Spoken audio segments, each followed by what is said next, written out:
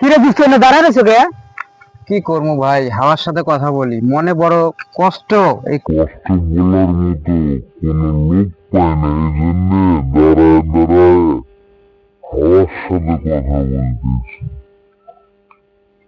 মনটা মনের গিয়ে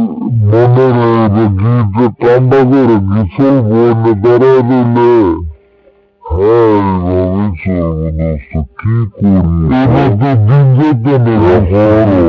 তুই দোস্ত তোর কাছে যদি আমি বলি, তুই 2-1 মিনিট আফসোস করবি, এরপরে আর কিন্তু করবি না।